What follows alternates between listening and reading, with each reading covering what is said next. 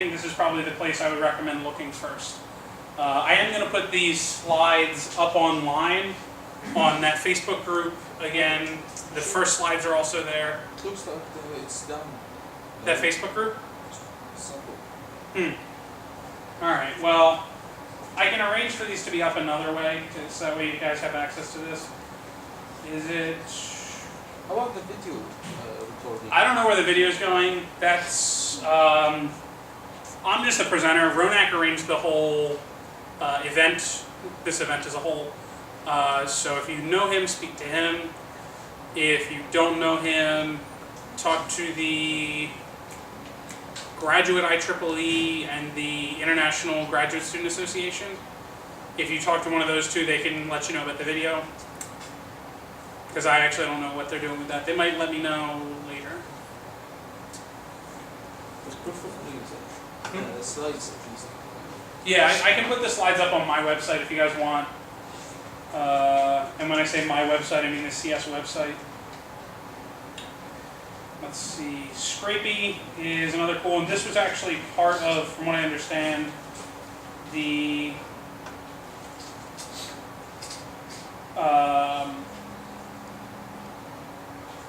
instigator for this whole event. Ronak was telling me that he had a friend who's in a programming class, and they have to scrape a web form. So you have to go online, look for certain tags, grab the data out of those tags, because HTML is just a formatted ordering of data, essentially. So we can go online, we can pull those pieces out, parse that data, pull chunks apart, and grab certain things. And this guy wrote his own tool in MATLAB and took about a week. If you want, Python has, again, libraries for this, or you can still even write your own, but I would think it would be a little easier to in Python because of the string tools that exist. But, you know, there's examples of web crawlers parsing. I need to sneeze, which is a problem for me. In this case, this example right here, this is how to install Scrapey. Pip is a command line tool. We're not going to talk about that. Don't need to talk about that. And so they import a couple different things from this library. They have a class post, which just has a title. And we give it a website to talk to. And we say, okay, pull out this title, and we can pull all the blog posts that are on this website. And that's all right here. Now, your blog's probably got to be set up in a certain way. And it'll change from blog to blog. But it just works.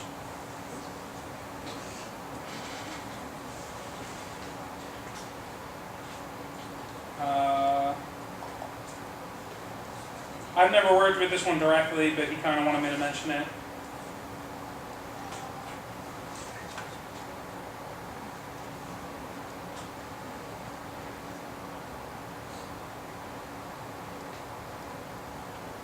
Works with HTTP proxies, that's useful. Scraping attributes in different pages, all kinds of stuff.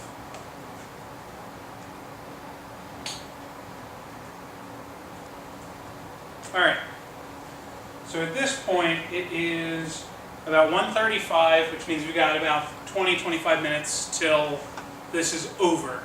I don't really have too much else I'm doing today, so if you guys want I can stick around a little longer. What's up? So if you were going to go about making your own like object class and like that stuff, you can find something dot, do a function, like all those kinds of things. How would you research for looking up how to go about doing these kinds of things? Like if I wanted to make my own kind of array class, so I could use MATLAB like functions like the NumPy does. Like how would I go about doing those? So in that case, in the specific example you used, the question was how do we make our own class? The example you used had to do with MATLAB arrays. I would say just use NumPy. Is your short answer. Let's say you want to make a totally new class. You want to hold people data, and you want your person data to have, name, user ID, and something else. So Python classes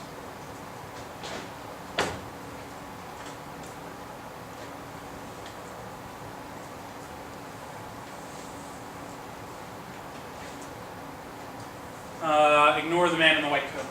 So Python classes don't have all the features that certain programming languages do. For example, if you already know other programming languages, this part's useful. If you don't, then ignore it. We don't have attribute protection, so we can't define certain things as private to the class or protected to the class. Everything's a public attribute, which is frustrating, but not the end of the world. Python classes don't really have an inheritance hierarchy much either. You can't do an extends or implements in the same way. But they are useful. I haven't used them too much. If you want to make your own, I was going to see if I had an example. That's what this is doing. I mentioned that scripting shell stuff. This should be finding all files in my directory with the name, with the Python extension, and then it's looking in the body of them for anywhere where I use the string class.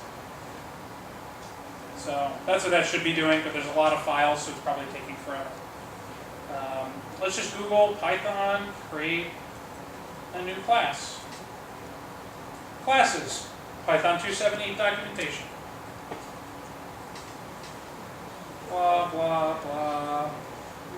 Okay, so the most basic part, this is really small, and now change from looking. There we go. Most basic thing that they show us is you use the word class. Oh, that was also a problem. It should be a lowercase c in my search.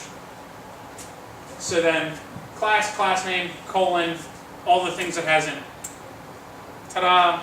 So if I wanted to make a class student, I would just do class, student, colon, fill out the body. Now filling out the body is a little more complicated than just like, oh, it works, right? That, this, back here. So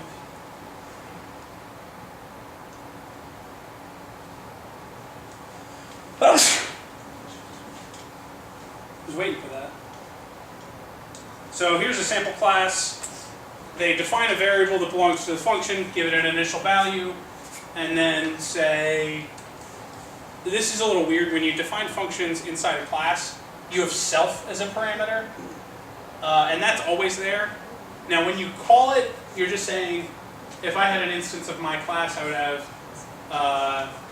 my class M, and that's,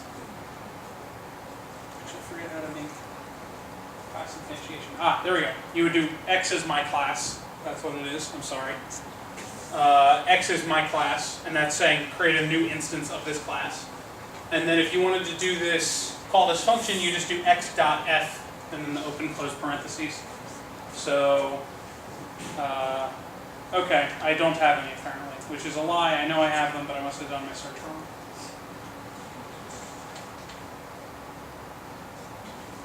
So I'm literally just going to copy and paste this into Python. And you see we have a class, my class. Ta-da, it's the same exact thing we saw on their website. And I can say, as they said, bool. Oh, capital M. There we go. X is my class. Now, if I want to call that function, I can just do x.f, and it'll print hello world, which was all that function did. If I want to get that variable, that integer, I can say print x.I, and it'll print out 1, 2, 3, 4, 5. Ta-da! We've made a class. And that makes a new instance. We make a slightly more complicated class. This one has a constructor, a non-default constructor. So there's some key words in Python. I'm not going to go all of them, but they're usually underscore, underscore, something, underscore, underscore.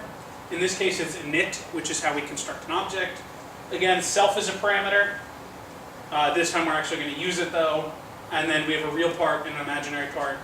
We set internal variables r and I to real part and imaginary part. This constructor is called, again, self is never included when we actually call the constructor. That's kind of like some weird syntax that it has. And we give it 3 as our real part, 4.5 as our imaginary, and then That sets the r and the I, and so this would be 3 plus negative 4.5 times I. This is the complex number it represents. We could also add a like print or to string function to this to print it out with an I and a plus sign. That makes sense. Cool. There's a nit. I think there might be another special keyword that's kind of important.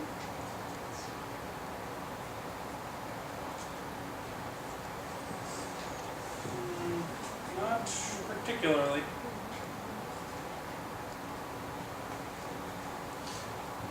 Okay. So, here's another question. How did you go about learning, like, say, Python? How did I go about learning Python? Yeah, So, minor history of Sam. First language I learned was in 10th grade in high school, and I learned some C++ and then Java. I then spent, just so you can understand why, I'm getting to why this matters, but we're starting with just the basic history. I spent another 2 years in high school, as most people do, 11th grade and 12th grade. And I learned in that course a lot more Java, a little bit of HTML, a little more C++, a little bit of Visual Basic, which I don't necessarily recommend. So I know all these things. I come to college, I learn more JavaScript and a fair amount more C++. And then I kind of got into the 265 class we have, which CS265 is, I kind of look at it as throwing people to the wolves of programming, because we really don't necessarily say, oh, here's a whole like hour-and-a-half lecture on Python, you know, that's great, we're going to do another 4 of them this term. You get a couple weeks on bash programming, which was shell scripting that I explained before. We do awk, we do Python, we do Java, we do JUnit, we talk a little bit about C compilers and debuggers. We go into a whole bunch of different things, and there's a graduate equivalent version of it. If you guys are interested, I can tell you about that. But it kind of throws you to the programming wolves and says, here's all these tools, you kind of have to figure out how to learn them on your own.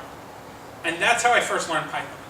Was, okay, here's a basic introduction, here's some data structures, you know how to write for loops, here's how these for loops are different, you know how to write if statements, here's how these if statements are different. Have that.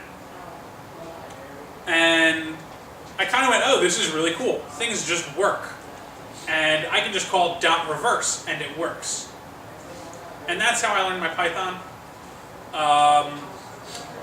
Is that how I would necessarily recommend everyone learn Python? No. I definitely think what's nice is to have a couple defined projects and say, for example, I mean, in this class, we have assignments. So the second assignment, I think the third one too. No, the third one's Java. I mean, you could write this in Python. But, you know, we have one where we say, okay, take an input file that's in this format that is last name, first name, team name, and then a whole bunch of statistics about a player. It's a baseball. And then take all this data, read it in, list out in alphabetical order all teams, let the user choose a team, then display all players, allow them to choose a player, then display all statistics for that player. Once they've done that, let them go back to the main list, pick again, have an option to quit. And that's, you know, their first, not necessarily first, they've got a little bit of things before it in Python, but this is their first like big Python project. And start with something like this. Program something that, while it's not going to be useful to anyone, has a purpose, is pretty small, and gets you to a goal. Once you've done that, then you can go on and do another project. It's a little bigger, or uses different features. You know, from this, they have to read from a file. You have to read from a file, you have to know how to use for loops, you know how to use indexing into arrays. Dictionaries are pretty recommended. What else can you use this for this? might need an if statement or two to say like if they said quit, then quit. And it gets you a nice little exercise of a whole bunch of Java feature or Python features in a non-trivial but also non-challenging way. And that's kind of what I recommend, is find some small projects, find things you think are interesting. Before you even get to this though, I would do something like write a program that figures out if a string is a palindrome. Write a program that figures out the nth Fibonacci number. Write a program that, what's another really classic one? I don't know, just small things, little things like that, and then gradually build up to bigger things until you're doing things that are either with domain knowledge, which when I say domain knowledge, I mean things like, oh, I'm using things that apply to me and other people might not know. So, for example, one domain would be computer graphics. And in our, I didn't do this right because I don't have exporting set up. For example, the computer graphics class we offer at Drexel. This is small text, but that's fine. You don't need to see the text.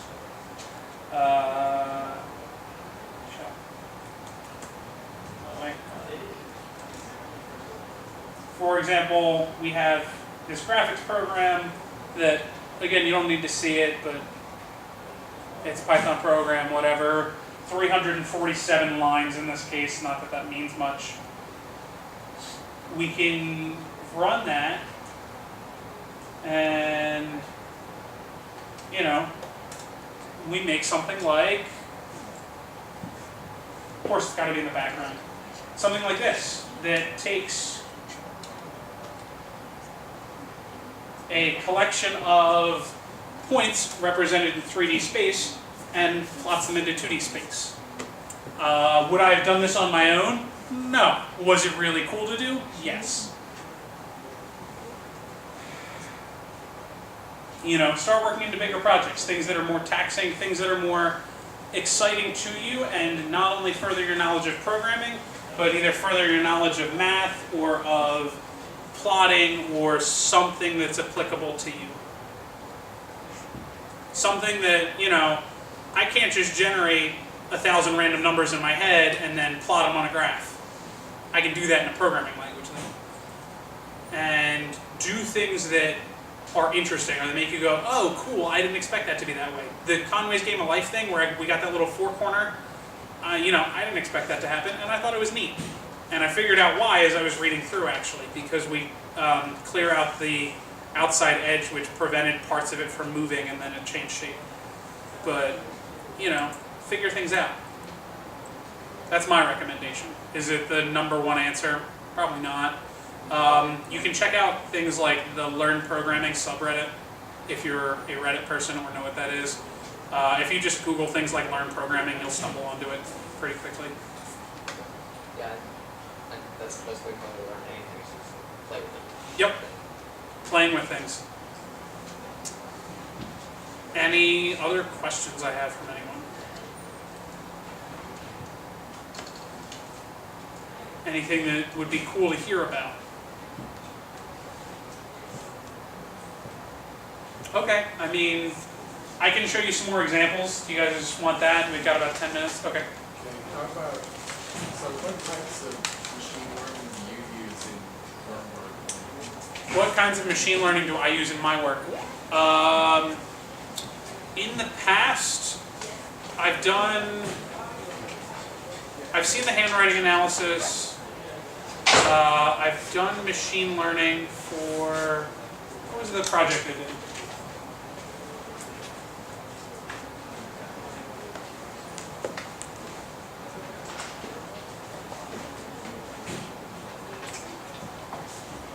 Yes. So this one I did in MATLAB, to be honest. And the idea was we had a collection of different functions. So this one is x plus sine x plus cosine x, which creates this weird amplitude that keeps increasing but goes positive. And we were doing some basic things, optimizing around these different curves, stuff like that. So I haven't actually used it for anything too complex. but it is used for things like handwriting analysis and recognition. This was a really cool one I heard about at Shop. They were hiring someone, and I really wanted this job, but I didn't get it. They were hiring someone to do facial analysis. So the idea was, we are aware of the fact that your height, your gender, your age, and your facial features correlate with your body weight. And I do mean correlate. So if I know you're, in my case, a 23-year-old male that's 6'3" and weighs 280 pounds, and your face, I don't know what my weight is, and my face looks like this, I can predict that I weigh 280 pounds-ish. So if we gradually take away those features and we say, okay, maybe I don't know your height, maybe I don't know your age, maybe I don't even know your gender, but I have a picture of your face, can I still predict your weight? And there was a professor trying to figure this out with the idea that if you go to a disaster scenario, we might not have a scale, and someone might not be conscious to tell us their age, and they could either be so damaged or they could be so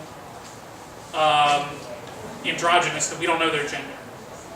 And based on these things, we can then predict, we can't predict their weight from those factors, but I do know what your face looks like. Again, if you're not disfigured by whatever incident caused this casualty. But I can take a picture of your face with my iPhone, and hopefully we can process it pretty quickly using some math and junk. And then maybe we can predict, oh, he's 280 pounds, and now we know drug dosing information. So if I need to dose, 2 parts or 2 grams per kilogram, I can predict that. And that's incredibly useful not only in disaster scenarios, but in foreign countries where you may not have the tools that you think. So that's a case where machine learning is definitely used as well. And that's a more complicated case that is, as far as I'm aware, still active research. Dr. Chi, I can't think of his last name, but he's over at CHOP, and he does that. What's CHOP stand for? Children's Hospital Philadelphia. So I guess those are the exciting things I have to talk about. If you want to know any more, come ask me. Based on what I can see, take pizza. So thank you guys all for listening to me chatter for a while. Yeah.